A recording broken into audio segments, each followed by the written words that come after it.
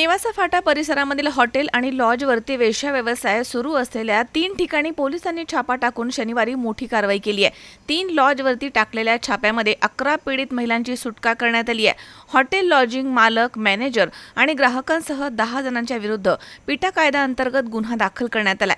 नेवासा फाटा येथील लॉजमध्ये महिलांकडून देह विक्रीचा व्यवसाय करून घेतला जात आहे अशी माहिती मिळाल्यामुळे उपविभागीय पोलीस अधिकारी नीरज राजगुरू यांच्या मार्गदर्शनाखाली शेवगाव आणि नेवासा पोलिसांचे एक विशेष संयुक्त पथक तयार करण्यात आलं होतं।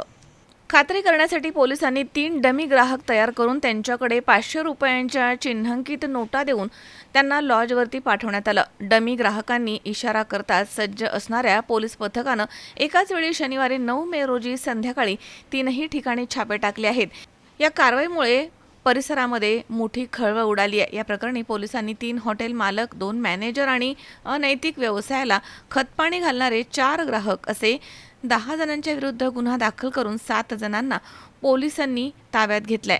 दरम्यान भारतीय न्याय संहिता आणि अनैतिक व्यापार प्रतिबंध कायद्यानुसार या सर्वांवरती कडक कारवाई करण्यात आली आहे। पोलीस निरीक्षक सागर ढिकले या प्रकरणाचा पुढील तपास करत आहेत। शंकर नाबदे, सी 24 तास, नेवासा।